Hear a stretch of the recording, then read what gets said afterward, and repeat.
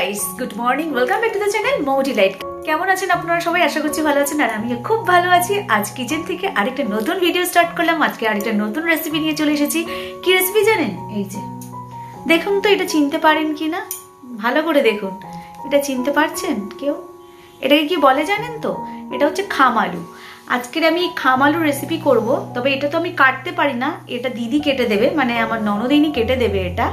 আর এরই রেসিপি করব, কিভাবে করব সেটা আপনাদেরকে দেখিয়ে দেবো। আপনারাও বাড়িতে খেতে পারেন এরকম খামালু রেসিপি করে। এটা খেতে কিন্তু খুবই টেস্টি আর খুব উপকার। সব থেকে বড় কথা, এটা ভীষণ উপকারী।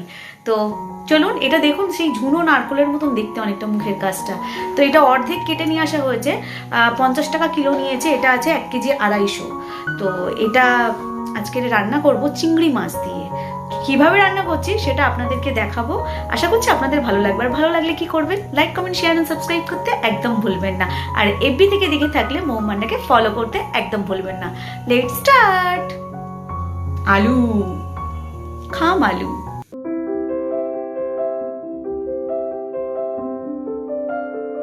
এই যে আমি তো কাটতে পারি না, সেই জন্য দিদি এটা কেটে দিচ্ছে। আর খামালুটা কিন্তু এটা পুরো গোটা ছিল একদম। আর এটা অর্ধেক কেটে নিয়ে আসা হচ্ছে। দেখতে ভেতরটা কচুর মতো, কচু মানে ওলের মতন দেখতে অনেকটা। এটা কিন্তু আলু, এক ধরনের আলু, যেটা নাম হচ্ছে খামালু। তো এটাকে কিভাবে কাটবে সেটা আগে দেখে নিন আপনারা। এই যে এখান থেকে এইভাবে খোলাটাকে কেটে বাদ দিয়ে দিতে হয় খামালুর। এই খামালু খেতে যেমন টেস্টি, সেরকমই কিন্তু স্বাস্থ্যের পক্ষে খুবই উপকারী একটা সবজি। আর স্বাস্থ্যের পক্ষে কতটা উপকারী এই সবজিটা সেটা জানতে হলে আপনারা ইউটিউবে সার্চ করতে পারেন বা গুগলে গিয়ে সার্চ করে দেখে নিতে পারেন এটা কি কি উপকারে আসে স্বাস্থ্যের পক্ষে। আমি হয়তো খুব ভালো করে বুঝিয়ে বলতে পারবো না এটা কতটা উপকার আপনাদের স্বাস্থ্যের পক্ষে, তো আপনারা একবার গুগলে গিয়ে সার্চ করে দেখে নেবেন। তো খামালুটা যখন কাটবেন তখন কিন্তু সাবধানে কাটবেন। খামালুটা কিন্তু একটুখানি হরকা মতন হয়, তো সেই জন্য যখন কাটবেন একটু সাবধানে কাটবেন, হাত কেটে যাওয়ার কিন্তু ভয় থাকে। তো খামালুগুলো আমার সমস্ত কাটা হয়ে গেছে। এবার এটাকে খুব ভালো করে ধুয়ে সিদ্ধ করে নিতে হবে। এবারে এটাকে কি করতে হবে বলুন তো? এটাকে ভালো করে সিদ্ধ করতে হবে। সিদ্ধ করে নিয়ে তারপরে রান্না করব। তো চলুন আমি এটাকে আগে সিদ্ধ করে নিই। আর এই আলুটা হচ্ছে মানে রান্না করে সঙ্গে সঙ্গে খেলে খুব ভালো, কিন্তু যদি রান্না করে রেখে দেন যখন খাবেন তখন কিন্তু গরম করে খেতে হবে, কারণ এই আলুটা নরম হয়ে যাওয়ার পরে আবার কিন্তু শক্ত হয়ে যায় ওলের মতন। ঠিক মানে যখন খাবেন তখন একবার গরম করে খাবেন, তাহলে কিন্তু এর টেস্টটা খুব ভালো পাবেন। চলুন এটাকে এবারে ধুয়ে ভালো করে সিদ্ধ করে নিই। খামালুটাকে খুব ভালো করে ধুয়েছি, ধুয়ে নিয়ে আর এর মধ্যে দিয়ে দিয়েছি নুন আর হলুদ। এবারে এর মধ্যে জল অ্যাড করে দেবো। জল অ্যাড করে দিয়ে আর খুব ভালো করে 2টো সিটি দিয়ে সিদ্ধ করে নেবো। তো চলুন এটাকে এবার সিদ্ধ করে নিই।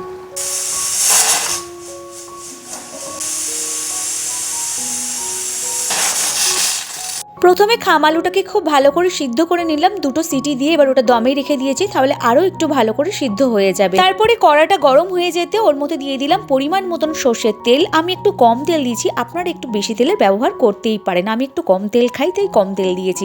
তারপরে একটা গোটা পেঁয়াজ কুচি ওর মধ্যে দিয়ে দিলাম তেলের মধ্যে। এবারে পেঁয়াজটাকে একটু ব্রাউন করে ভেজে নিলাম নাড়াচাড়া করে। তো পেঁয়াজটা যখন ব্রাউন করে ভাজা হয়ে গেল এর মধ্যে দিয়ে দেবো 2টো স্লাইস করে রাখা টমেটো কুচি।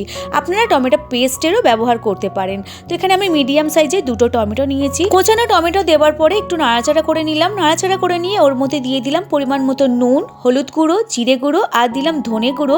আর এরই সঙ্গে দিয়ে দেবো সামান্য পরিমাণে একটু লঙ্কা গুঁড়ো, কারণ এখানে কাঁচা লঙ্কার আমি ব্যবহার করেছি, সেই জন্য গুঁড়ো লঙ্কাটা একটু কম পরিমাণে দিয়েছি। আপনারা যদি বেশি ঝাল খান তাহলে কিন্তু গুঁড়ো লঙ্কার পরিমাণটা বাড়িয়ে দিতে পারেন বা কাঁচা লঙ্কার পরিমাণটা বাড়িয়ে দিতে পারেন। তারপরে নাড়াচাড়া করতে করতে এর মধ্যে দিয়ে দিলাম আদা রসুনের পেস্ট। এবার এর মধ্যে সামান্য একটু জল দিয়ে খুব ভালো করে মশলাটাকে কষিয়ে নেব। মশলাটা কিন্তু খুব ভালো করে কষিয়ে নেবেন। মশলা থেকে যখন তেল ছেড়ে যাবে তখন আমরা এর মধ্যে খামালুটা অ্যাড করব। তার আগে আমাকে একটা কাজ করতে হবে, মশলাটা যতক্ষণ আমি কষাচ্ছি ততক্ষণ আমি এই চিংড়ি মাছটা ভেজে নেব। আপনারা চাইলে আগে চিংড়ি মাছটা ভেজে নিতে পারেন, আমি পরে ভাজছি, তার কারণ আমি ওই দিকের একটা কড়াতে আলু ভাজা করেছিলাম। তো আলু ভাজার তেলটা যেহেতু বেঁচে গেছিলো, তো ওই তেলের মধ্যে আরেকটু তেল অ্যাড করে দিয়ে ওর মধ্যে আমি চিংড়ি মাছটা দিয়ে ভাজা করে নিলাম। আপনারা চাইলে চিংড়ি মাছটা ভেজে নিয়ে তারপরে কিন্তু তরকারিটা করতে পারেন। তো এইদিকে দেখুন আমার কিন্তু মশলাটা খুব ভালো করে কষানো হয়ে গেছে, আর খাম আলুটাও কিন্তু খুব ভালো করে সিদ্ধ হয়ে গেছে। খাম আলুটাকে কিন্তু খুব ভালো করে সিদ্ধ করবেন, সিদ্ধ না যদি হয় আবারও সিদ্ধ করবেন। খাম আলু কিন্তু সিদ্ধ করে নেওয়ার পরে কিন্তু আবারও শক্ত হয়ে যায়, যদি গলে যায় আপনারা ভয় পাবেন না, কারণ গলে গেলেও কোনো অসুবিধা নেই। খাম আলু কিন্তু আবার রান্না করার পরে একটু ঠান্ডা হয়ে গেলে কিন্তু আবার শক্ত হয়ে যায়। তো সেই জন্য বলছি খুব ভালো করে খাম আলুটা সিদ্ধ করবেন, তাতে কিন্তু খেতে খুব ভালো লাগবে। তো খাম আলুটা দেওয়ার পরে আমি ভালো করে কষিয়ে নিলাম, কষিয়ে নিয়ে এর মধ্যে কিন্তু জল অ্যাড করে দিলাম। বেশি জল দেওয়ার দরকার নেই, এটা একটু ডালনা টাইপের হলে খেতে ভালো লাগে। ঝোল ঝোল খেতে ভালো লাগে না, গায়ে গায়ে থাকবে তবে কিন্তু খেতে ভালো লাগে। যেহেতু খাম আলুটা খুব ভালো করে সিদ্ধ হয়ে গেছে সেই জন্য আমি জলের পরিমাণটা একটু কম দিলাম। তো যখন জলটা ফুটে উঠলো ওর মধ্যে আমি অ্যাড করে দিলাম চিংড়ি মাছগুলো। চিংড়ি মাছটা দেওয়ার পরে আমি একটু হতে দেবো যতক্ষণ এই রসটা মরে গায়ে গায়ে হয়ে আসছে। তো মোটামুটি আমার খাম আলুর তরকারি মানে খাম আলুর রেসিপিটা একদম রেডি হয়ে গেছে। এবারে আমি এটা অন্য পাত্রে একটা ঢেলে নেবো, আর দেখতে কিন্তু খুবই সুন্দর হয়েছে। তো আপনারা খাম আলু কারা কারা খেয়েছেন বা কারা কারা নতুন এই ভিডিও বা এই রেসিপিটা দেখছেন সবাই আমাকে কমেন্ট করে জানাবেন। আপনাদের কমেন্ট পেলে আমি ভীষণ পরিমাণে খুশি হই, আর আপনাদের সব কমেন্টের রিপ্লাই দেওয়ার কিন্তু আমি চেষ্টা করি। তো আপনারা প্লিজ জানাবেন খাম আলু রেসিপিটা আজকের আপনাদের কেমন লাগলো। রান্না করতে করতে গা গরম হয়ে গেছে, তো সেই জন্য আমার জামা কাপড় ছেড়ে নিয়েছি। তো আজকের আমার খাম আলুর রেসিপি কেমন লাগলো অবশ্যই কমেন্ট করে জানাবেন, আর যদি ভালো লেগে থাকে তো চ্যানেলটিকে সাবস্ক্রাইব করবেন। যারা এফবি থেকে দেখে থাকছেন তারা ফলো বাটনটা ক্লিক করতে ভুলবেন না, আর অবশ্যই আমার রেসিপিটাকে শেয়ার করতে একদম ভুলবেন না। তো সবাই ভালো থাকুন, সুস্থ থাকুন, সাবধানে থাকুন। আবারও ফিরে আসছি নতুন কোনো একটা রেসিপি নিয়ে। ততক্ষণের জন্য টাটা। Love you guys.